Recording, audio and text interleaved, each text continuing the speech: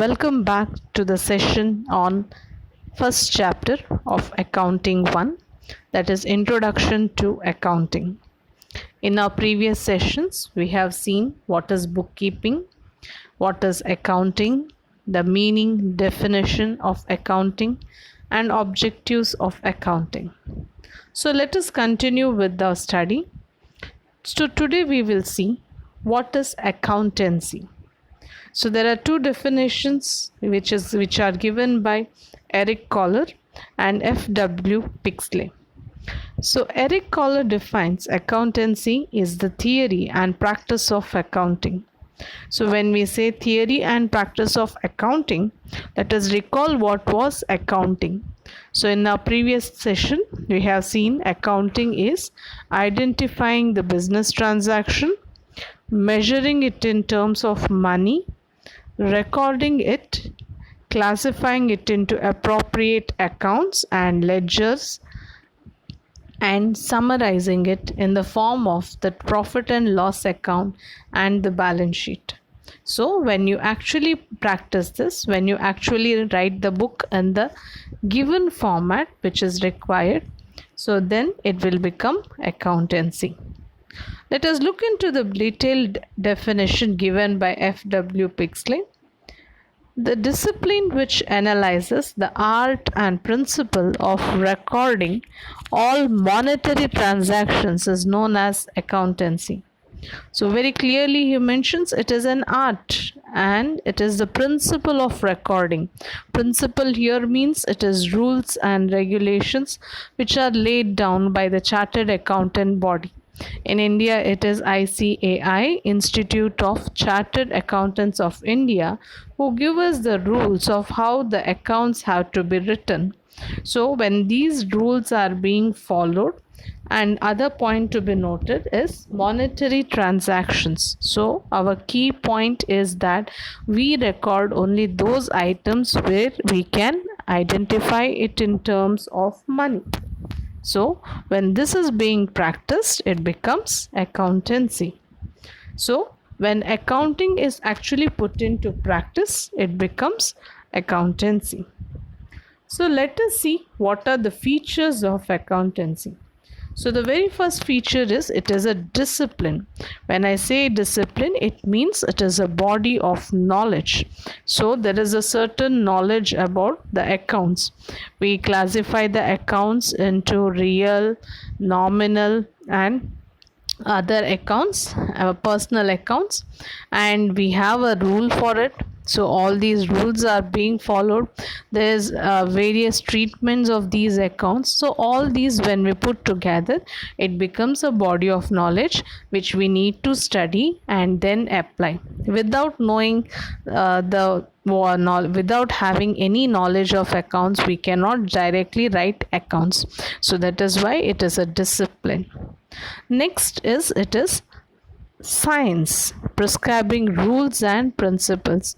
We very well know of accounting or the accounts. Whenever the accounts, we know there is a rule of debit and credit for all the three classification of accounts, and accordingly we charge these accounts with the debit and credit. So this is a science. A set rule is there, like you have it in the case of the science, maybe physics or chemistry. You have equations which you have to study. So let us take maths. Say the very famous formula we know, a plus b the whole square, so which is equal to a square plus b square plus 2ab. So it is a specified rule. So similarly, even in accounts also we have certain rules which we have to keep in mind and record these accounts. So that is why it is called a science, recording the transactions. Next is designing of system to record. So we have a particular system. A system is designed. So the system designed here is called as journal. Whatever transaction take place, it is first recorded in a book called journal, and there is a method to write the journal. So that which will be dealt in the later sessions when we are studying journal. So as of now, this information is sufficient. We have a journal, and then whatever transactions which are recorded in journal, we later post it to the ledger accounts, and even these accounts are also written in a specific format. It is either the T shape, or otherwise what we know as the left hand side representing the debit and the right hand side representing the credit. So there is a method to write these accounts. So this is what is meant by designing of a system.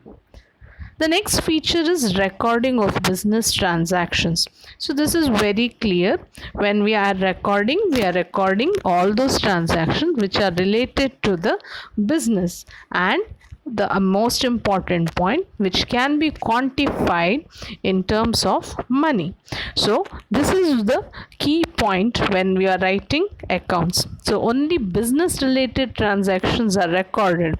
Personal transactions, say I purchase a furniture to my home, or I purchase a refrigerator to my home, or anything like that, will not be entertained.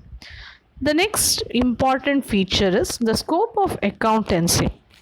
When I say accountancy, it includes both the bookkeeping as well as the accounting. Both put together is equal to accountancy. In simple terms, accountancy is equal to bookkeeping plus accounting. So bookkeeping is what? It is the art of writing the transaction as and when it happens in a systematic manner. Accounts are being maintained. And accounting is where you apply the rules and rules and regulations, the principles, and follow the method of writing. So when both combine together, it makes for accountancy. And the most important feature, it is practiced, or it is the work of accountants, or what we know as generally chartered accountants. So whatever we have studied is practiced and actually worked out by the chartered accountants. So these are the features of accountancy. With the accounting principles, we shall continue in the next session.